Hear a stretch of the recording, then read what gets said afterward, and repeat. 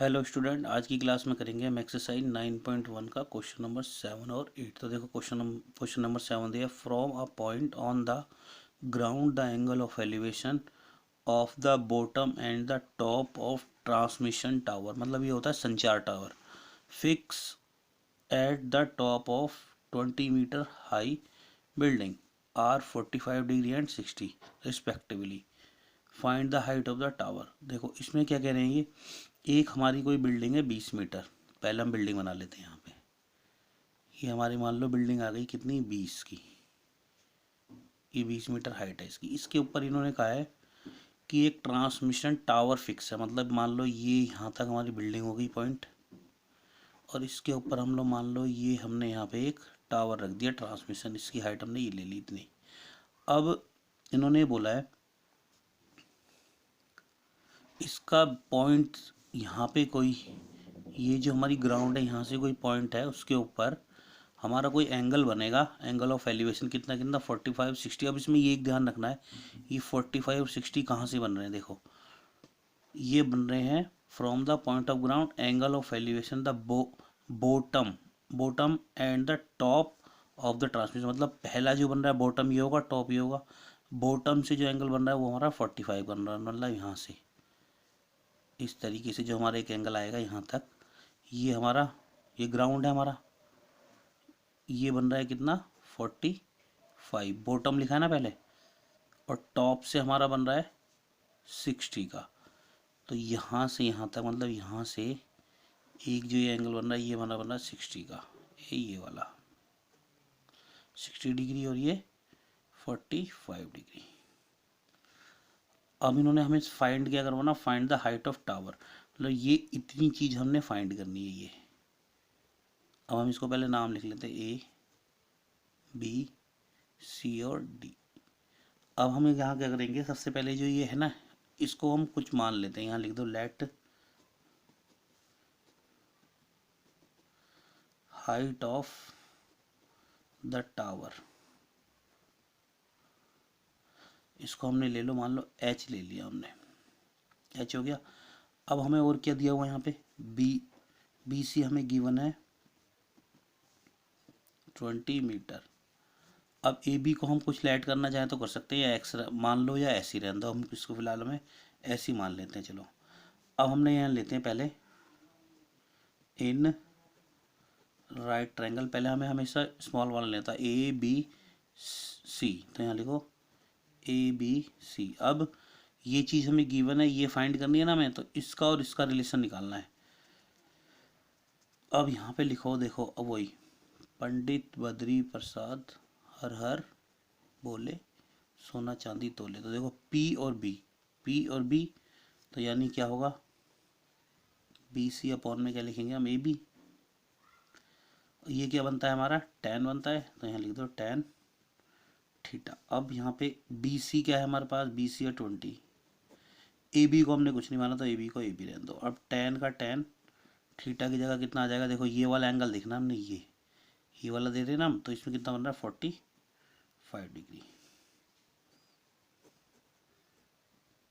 अब tan 45 degree की value होती है 1।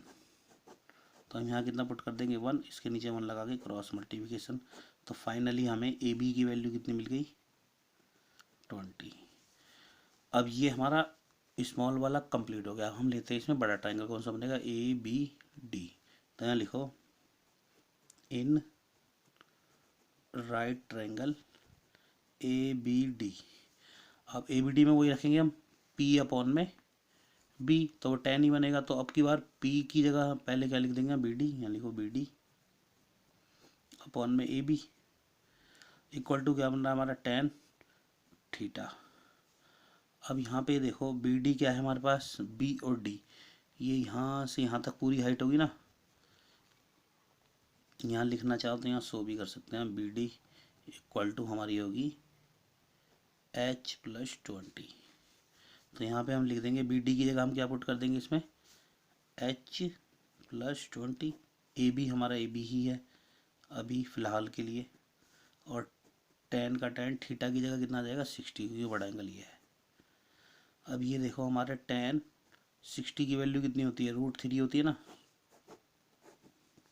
तो हम यहाँ पुट कर देंगे इसकी वैल्यू। तो देखो h + 20 अपॉन में AB इक्वल टू √3, इसके नीचे 1 लगा के क्रॉस मल्टीप्लिकेशन कर देंगे तो कितना आ जाएगा, √3AB इक्वल टू h + 20। अब हमने देखो ऊपर जो हमने सॉल्व करा था, ये AB इक्वल टू हमें कितना मिल गया था, ये 20 मिल गया ना। तो हम AB इक्वल टू 20 यहाँ पुट कर सकते हैं। इसको चाहो तो पहले इक्वेशन नंबर 2 लिख दो, हमने इक्वेशन 2 मान लिया। अब यहाँ लिख दो AB equal to 20 put in, ये 1 है इक्वेशन फर्स्ट। तो अब जहाँ AB है वहाँ हम 20 पुट कर देंगे ओनली। तो √3 × 20 इक्वल टू h + 20 हो गया। अब हम यहाँ क्या करेंगे, इसको हम ऐसे लिख सकते हैं, देखो 20 √3 जब ये मल्टीप्लाई होगा तो आगे आ जाएगा ना, क्योंकि यहाँ 1 होगा 1 से इसकी होगी। तो h + 20 तो ये आ गया। अब हमने देख लो यहाँ h की हमें वैल्यू निकालनी है, तो ये 20 इसके पास आके माइनस का हो जाएगा, यानी 20 √3 - 20 इक्वल टू h। और अब हम क्या करेंगे, इसमें यहाँ 20 कॉमन है तो हमने 20 कॉमन ले लिया, तो कितना आ गया, √3 - 1 इक्वल टू h। तो हमारे पास जो h की वैल्यू आई वो कितनी आ गई, 20 ब्रैकेट में √3 - 1। तो ये क्या थी हमारी टावर। तो यहाँ लिखना चाहो तो लिख देना, नहीं तो इतना भी होते हैं लिख देना, height of tower equal to 20 √3 - 1। देखो 8 क्वेश्चन हमें यहाँ दिया हुआ है। अ स्टैचू 1.6 मीटर टॉल, मतलब स्टैचू की हाइट है 1.6 meter tall, stand on the top of the pedestal. Pedestal क्या होता है, ये बेस होता है, मतलब जब भी कोई भी स्टैचू या कुछ भी बनाए उसको रखने के लिए जो नीचे बनाया जाता है वो होता है base. From the point of the ground the angle of elevation on the top of the statue, जो स्टैचू रखा है उसके टॉप से एंगल हमारा 60 बन रहा है, and the same point of the angle of elevation at the top of the pedestal. और पेंडिस्टल के टॉप से कितना बन रहा है 45। Find the height of the pedestal. तो सबसे पहले हमें ये बताया कि पेंडिस्टल के ऊपर हमारा स्टैचू रखा है ना, तो ये इतना मान लिया हमने पेंडिस्टल है हमारा। अब इसके ऊपर एक इन्होंने क्या रख दिया, स्टैचू।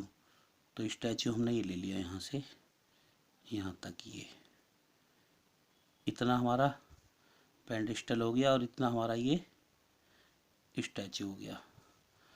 अब ये देखो इसकी हाइट कितनी दी है, यहाँ से यहाँ तक इतनी 1.6 दी हुई है हमें। अब इन्होंने बोला था टॉप ऑफ द पेंडिस्टल रखा हुआ था, ये ground of the angle of the elevation of the statue 60। अब यहाँ से देखो हमारा जो एंगल कहाँ से बन रहा है, एक तो एंगल ऑफ एलिवेशन है, हमें पता है डाउन टू टॉप बनेगा।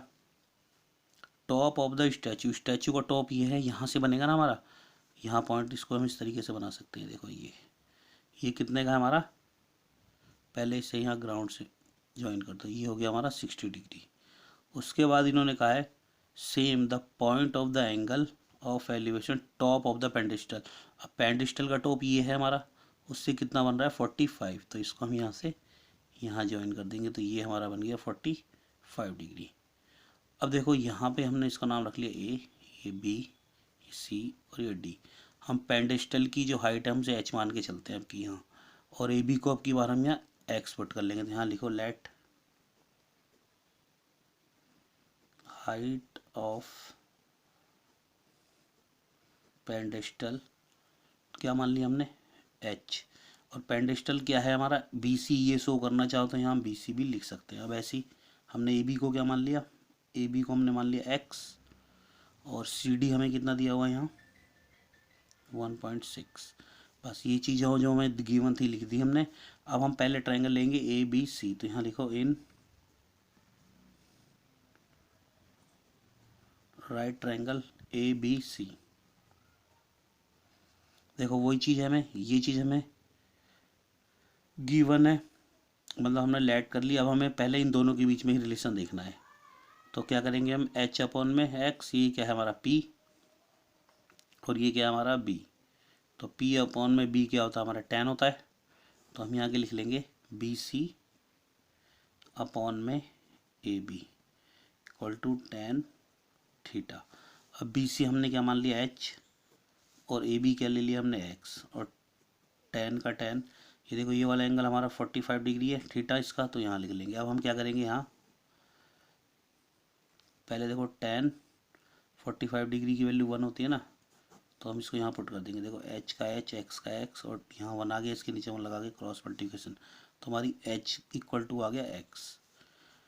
ये हो गया हमारा स्मॉल वाला ट्रायंगल। अब हम देखते हैं बड़ा ट्रायंगल कौन सा, ए बी डी। तो यहाँ लिखो in right triangle A B D. A B D में वही करेंगे हम, पी अपॉन में बी लेंगे तो 10 ही होगा, तो क्या होगा बी डी, यानी बी डी अपॉन में ए बी।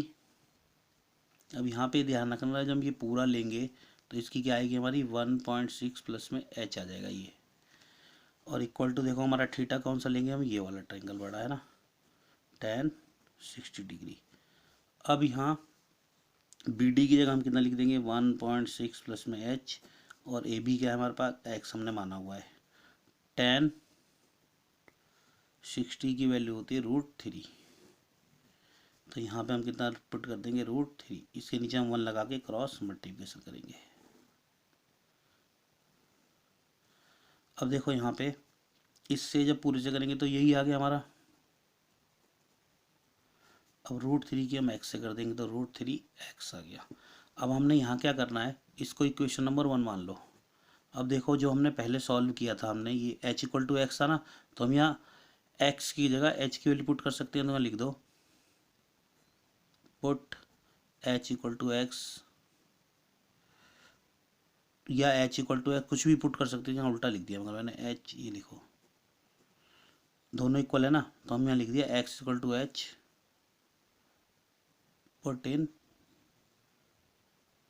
Equation first. तो देखो 1.6 प्लस एच ऐसे आ गया √3, और यहाँ x की जगह h आ गया। अब हमने क्या करना है, h की वैल्यू निकालनी है ना, तो 1.6 को यहीं रखो, √3 h यहीं रखो, ये h पॉजिटिव उधर जाके माइनस का हो गया, तो 1.6 इक्वल टू, इसमें से h कॉमन है तो हमने h कॉमन ले लिया। अब हमें h की वैल्यू निकालनी है, तो हम क्या करेंगे, h इक्वल टू 1.6 के अपॉन में कितना आ जाएगा √3 अपॉन में -1। अब देखो ये इतना क्वेश्चन अभी हमारा कंप्लीट नहीं है, इनकम्प्लीट है, इसे कंप्लीट करने के लिए रेशनलाइज करना होगा। 9th में हमने सीखा था, जब हम रेशनलाइज करते हैं 2 डिजिट में जो भी यहाँ पे साइन होता है इसको अपोजिट करके ऊपर नीचे मल्टीप्लाई कर देते हैं, यानी √3 + 1 और √3 + 1 से कर देंगे। अब 1.6 तो इसके साथ ऐसे आ जाएगा मल्टीप्लाई में।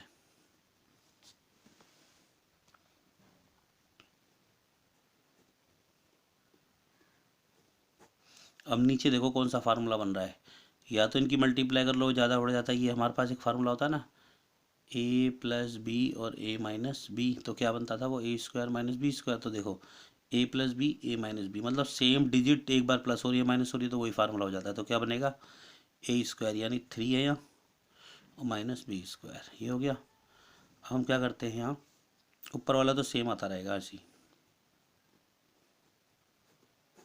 √3 का मतलब है तो इससे कट के कैंसिल हो गया, 3 आ गया, और 1 का स्क्वायर कितना हो 1 ही आता है। अब देखो ऊपर वाला 1.6 ऐसी आ गया, √3 + 1 ऐसी, 3 में से 1 गया तो 2 बचा। अब हम इस 2 से इसको काट देते, देखो 0.8 आ गया, तो फाइनली हमें मिल गया 0.8 √3 + 1।